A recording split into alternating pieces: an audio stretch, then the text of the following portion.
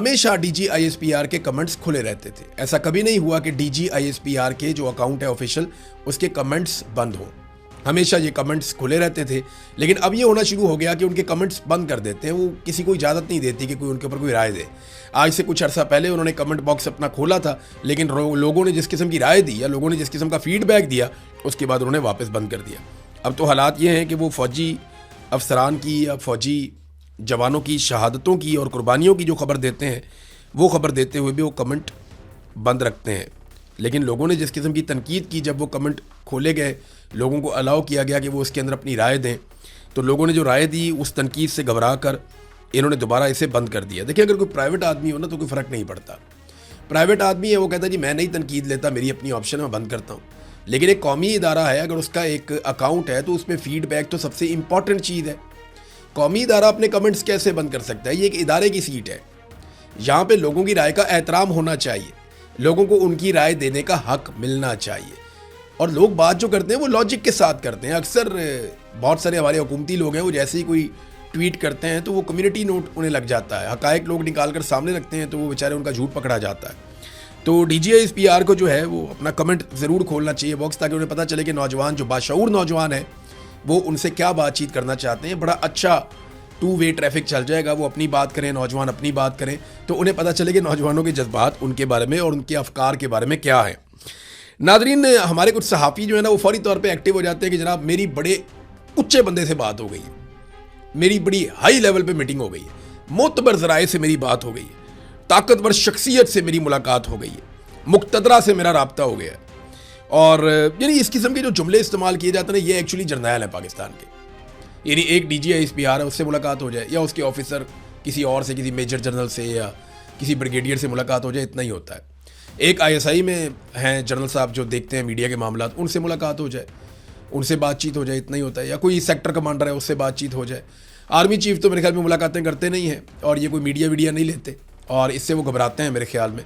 वो मीडिया की बातें चीते हैं, वो इस तरह से नहीं करते जिस तरह बाकी कुछ जर्नैलों में होता है, थोड़ा इनमें नहीं है। तो ये इतने से लोग हैं और इनको जो है मुक़तदरा भी कहा जाता है, इनको ताकतवर हल्के भी कहा जाता है, ताकतवर तरीन शख्सियत भी कहा जाता है। इन्हें कहा जाता है जनाब रियासत की ये सोच है और रियासत ये कह रही है। तो ये इस तरीके से इनसे मंसूब करके चीज़ें चलाई जाती हैं और कुछ भी नहीं है। और ये ख्वाहिशात होती हैं सिर्फ़ और सिर्फ। एक सहाफ़ी आता है, वो आगे कहता है जनाब कि अब बस टाइम ख़त्म, बिलावल वाला टिकटॉक। तो दूसरा सहाफ़ी आता है, वो कहता है जी कोई टाइम ख़त्म नहीं है, ये ऐसे ही चलेगा, मसला ही कोई नहीं, आप टेंशन ही ना लें। तो इस वक्त जब पूरा पाकिस्तान जल रहा है, इस वक्त पाकिस्तान के अंदर दहशतगर्दी हो रही है, मुराद सईद ने बड़े सीरियस सवालात उठाए और बार बार उठाए। उनके सवालात हमारे सामने मौजूद हैं, लेकिन उन सवालात का जवाब देने की बजाय हम सालसी में लगे हुए हैं कि जनाब हमने अमेरिका की और सुलह करवानी है ईरान की, हमने डोनाल्ड ट्रंप को और नेतन्याहू को खुश करना है। यानी देखिए ना, इंडिया की जो हुकूमत है, भारतीय हुकूमत भारतीय शहरियों को खुश करने के लिए कोशिश कर रही है, भारतीय शहरियों की फ़िक्र कर रही है। बांग्लादेशी हुकूमत बांग्लादेशियों की फ़िक्र कर रही है, नेपाल की हुकूमत नेपालियों की फ़िक्र कर रही है, स्पेन की हुकूमत हिस्पानियों की फ़िक्र कर रही है। तो जो भी हुकूमत होती है वो अपने मुल्क के लोगों की फ़िक्र करती है। लेकिन हमारी एक अजीब हुकूमत है, हमारे अजीब हुक्मरान है, और उन्हें ट्रंप की और नेतन्याहू की फ़िक्र लगी हुई है कि जनाब उनके लिए कोई प्रॉब्लम क्रिएट ना हो जाए। नाज़रीन, जो गुज़िश्ता दिन गुजरा, इस दिन में आज़ाद कश्मीर में इमदादी सामान जाना था, इंसानी इमदादी सामान आज़ाद कश्मीर में जाना था। बड़े पैमाने पे इसके लिए नाम लिखवाए गए थे। डॉक्टर्स ने भी अपने आप को वॉलंटियर किया था, बहुत सारे पैरामेडिक्स हैं, उन्होंने भी अपने आप को वॉलंटियर किया था, लोगों ने अपना सामान भी डोनेट किया था। और लोग चाह रहे थे कि एक बड़ा काफ़िला जाए आज़ाद कश्मीर और वो जाकर कश्मीरियों की मरहम पट्टी करे और उनकी ढारस बंधाए, उनके साथ इज़हार यकजहती करे और जो एक कौमी सानिया पैदा हो गया है उसको ख़त्म करने में अपना रोल प्ले करे। लेकिन लोगों को नहीं जाने दिया गया। इस वक्त दुनिया में 2 ऐसी जगह हैं जहाँ पे इंसानों का कत्ल हुआ और इंसानी इमदाद वहाँ पे रोकी गई। एक जगह जो है वो गाज़ा है, जहाँ पे इसराइल ने इंसानों का कत्लेआम किया और वहाँ पे उन्होंने इंसानी इमदाद को रोका हुआ है। और दूसरी जगह जो है वो कश्मीर है, जहाँ पे पाकिस्तानी फोर्सेस ने कत्लेआम किया और वहाँ पे इंसानी इमदाद को रोका हुआ है, लोगों को नहीं जाने दे रहे। सेनेटर मुश्ताक जो जाना चाहते थे उन्हें गिरफ्तार कर लिया गया, उन्हें अदालत में पेश किया गया। अदालत ने इंश्योर किया कि वहाँ पर कोई मीडिया वाला ना आए और फिर उन्हें 3 दिन के रिमांड पर पुलिस के हवाले कर दिया गया, ये कहकर के पुलिस के ऊपर इन्होंने फायरिंग की है और इनसे गाड़ी और असला बरामद करना, आप अंदाज़ा कर लें। रश के अंदर से उनको उठाकर लेकर गए। वो लोगों के बीच में बेचारे एहतजाज कर रहे थे, फिर भी उनके ऊपर इतने घिनौने और घटिया इल्ज़ामात लगाए गए। तो कश्मीर में जो है वो इंसानी इमदादी सामान नहीं जाने दिया गया। एक तस्वीर जारी की गई जिसमें रेंजर्स वाला जो है वो ख़वातीन को राशन दे रहा है। देखें, अगर रेंजर ख़वातीन को राशन दे रही है इसका मतलब है हालात बहुत ख़राब है, वाकई में वहाँ पे एक बहरान पैदा हो चुका है। तो रेंजर्स का तो ये काम नहीं है। अगर इंसानी हकूक़ की तंजीमें ये काम करना चाहती हैं, इंसानी हमदर्दी के नाते लोग वहाँ पे जाके इमदादी काम करना चाहते हैं, तो आप उन्हें क्यों रोक रहे हैं? आप लोगों को जाने दीजिए और इमदादी काम करने दीजिए। अभी आज़ाद कश्मीर में जाने के लिए हमें कोई वीज़ा नहीं चाहिए, हमें कोई रुकावट नहीं होनी चाहिए। जो पाकिस्तानी चाहे आज़ाद कश्मीर खाना लेकर जाना चाहे, अद्वियात लेकर जाना चाहे, मरहम पट्टी करना चाहे, उनका ख्याल रखना चाहे, तो वो पाकिस्तानी जो है उसको जाने की इजाज़त होनी चाहिए। अगर रेंजर्स वाला वहाँ पे राशन बांट रहा है इसका मतलब है हालात ख़राब हैं। लेकिन क्या यही राशन बांटने की किसी और को इजाज़त नहीं है? ये सिर्फ खुद ही करेंगे ये सारा काम? हर चीज़ जो है वो सिक्योरिटी फोर्सेस के कंट्रोल में ही रहेगी।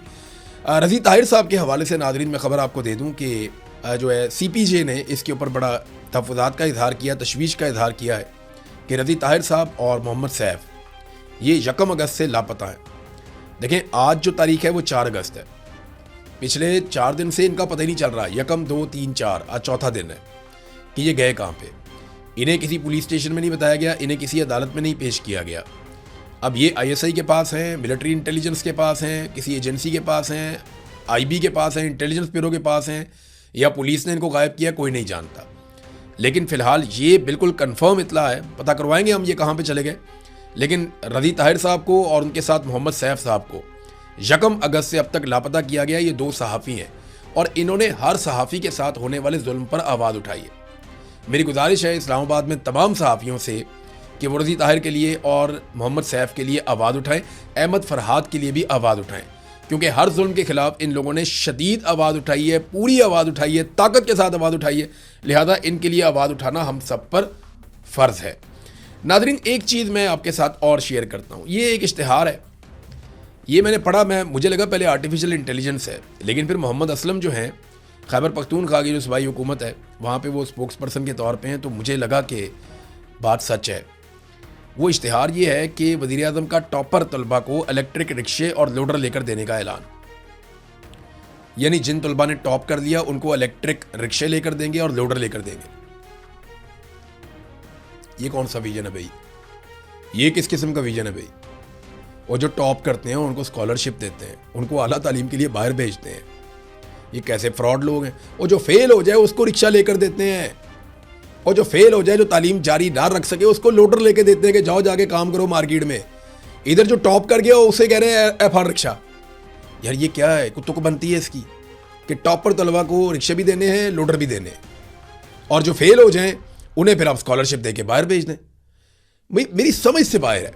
आला तालीम के बेहतरीन मौके आपने उन तलबा को देने हैं और उनके ऊपर आपने इन्वेस्टमेंट करनी है, उनके ऊपर आपने खर्च करना है जो तलबा बेहतरीन पोजीशंस लेते हैं।